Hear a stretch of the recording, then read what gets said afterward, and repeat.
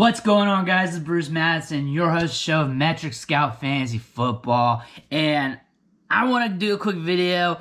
And I've seen a lot of things on my timeline, Twitter, whatever, about handcuffing running backs. A lot of people are playing Monday morning quarterback on J.K. Dobbins, and there's a split on the theory. Some people think you have to, some people don't. And I just want to drop my thoughts, feelings, actually just what I know since I've been playing this game almost my entire life. And the thing about handcuffing running backs, in theory, it sounds like a good process. You draft a high-end running back, you get their backup in the back end of your draft, just in case something happens. It's an insurance policy. That sounds good. That sounds good in theory. Obviously, like if I get Zeke, I get Tony Pollard, I get J.K. Dobbins, I got Gus Edwards. I'm not hurting too bad if he goes down. The problem is, and what happens, is value. The value of your second running back, that handcuff you're getting.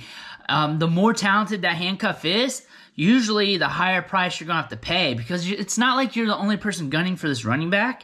Everybody else in your team, once you get to that middle rounds, they're going to be trying to get him as well, and the value is going to be kind of high, like Tony Pollard, Gus Edwards, blah blah blah blah blah, so forth and so forth. So really, when it comes to getting handcuffs, you don't really need them, because at a certain price point, a handcuff that you got, especially for that high-end running back, because everybody wants that high-end running back's backup anyways, because usually that high-end running back that you're going after is in a good situation, and that good situation is propelling their fantasy production in one way or another.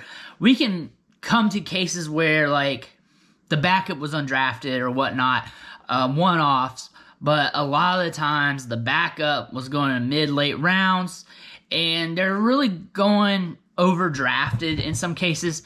So really, I'm not saying you shouldn't or should handcuff running backs. I would not headhunt to get my handcuff running back. If it falls to me at value, past ADP, I'm cool. However, I'm not looking to get him. It's not a must get. I do not want to take away value at my other positions just to have that handcuff, because what if my running back doesn't get hurt? What if my running back gets hurt? I put in this running back, he sucks. Oftentimes, the running back that we think is going to get the job doesn't get the job, or it becomes a committee. There's still factors that when we get in mid-season that we may be wrong about when we're looking at it now. I think Reggie Bonifon was supposed to be the backup for CMC, but then it was Mike Davis. A lot of people were going after Bonifon instead. Last year, about this time, you just never know. You're not 100% for sure, but we know there's known commodities, wide receivers that we can bang the drum on, that are going to get targets, that can serve value in the mid to late rounds. And also, if you're headhunting for a handcuff running back, that means you invested heavily in the front half of your draft to get a good running back, a good quality running back, which means you may be lacking more than you think you are at the wide receiver spot, the tight end spot, another position. So those mid to late rounds are very important for you to be able to stack a wide receiver. Again, I'm not saying that you shouldn't draft a handcuff running back. I'm saying that you should be paying attention to the value. You shouldn't headhunt for it. Not at all. Like, if I get Zeke, I'm not going out of my way to get Tony Pollard. Tony Pollard falls to me at a good price. My team's set at wide receiver, tight end, and I'm loving the value.